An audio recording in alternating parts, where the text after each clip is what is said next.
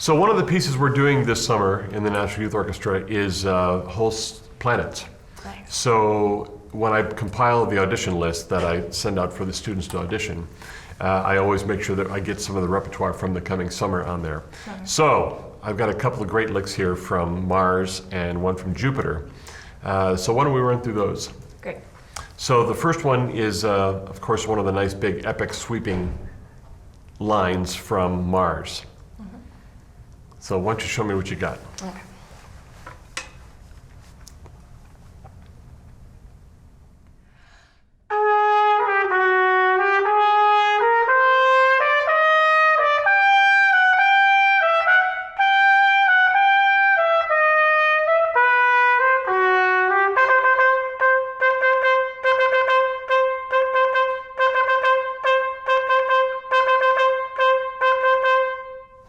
Good, nice.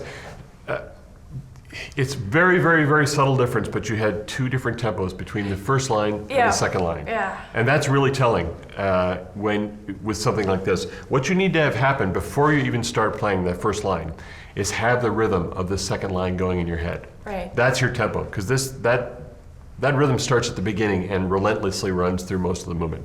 Ba ba ba bum bum bum bum bum ba ba ba bum bum be da da da da da dee da dee.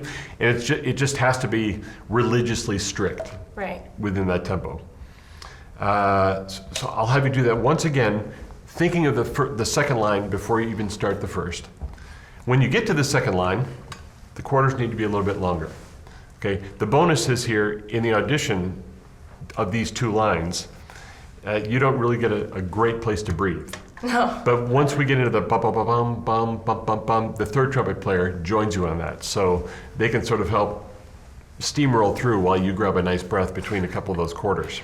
Okay. But for audition purposes, you have to sneak them in as quickly as possible to show your audition panel or person that you have the goods. So get that second line tempo going in your head and rhythm before you start, and then start once again. Okay. And maybe that much more volume. All right.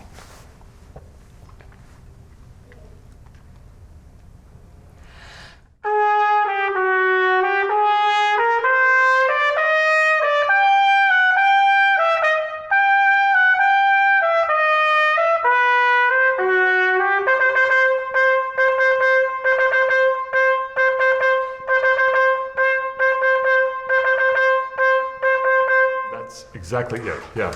Those tempos lined up. Quarters were nice and long. The next thing you have to lose in the audition is the foot tapping. Yeah. I haven't noticed that before in lessons, but it kept you going. Yeah. But you got to do it within your boot or something, because that's the one thing that can be a distraction in auditions. Right. But other than that, was terrific. Nice. Easy, relentless tempo all the way through, and lined up perfectly with the second line. Okay. Good.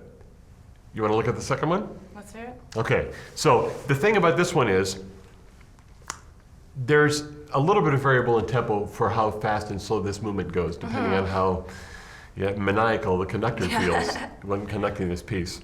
So my suggestion is, when you're doing an audition, plan your tempo for the first one by how quickly and cleanly you can play the second one, because they're the same tempo. They have to be the same tempo. All of that stuff needs to be super clean. So find your tempo that you do that cleanly, and that's what you do the first section on. Right. Okay. Okay?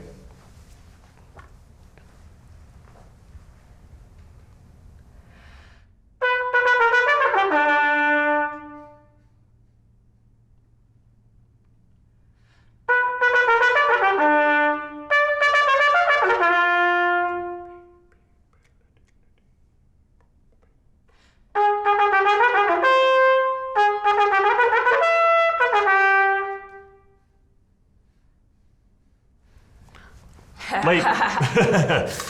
Okay, and in excerpts like this, I always, when there's only like a measure or two rest, I always indicate, please count through all rests. Because countless teachers have always said the rests are just as important as the notes. Right. Because the stuff that's going on within the orchestra, while we're not playing, helps set us up for Right. what's to come.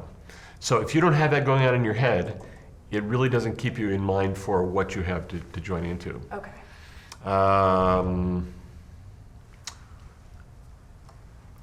Let's just start the second line here. Okay.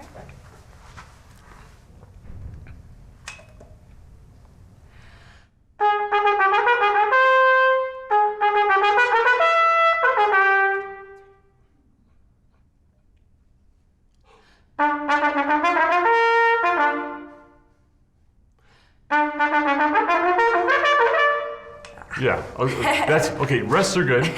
Then we just tidy up the tonguing through all that.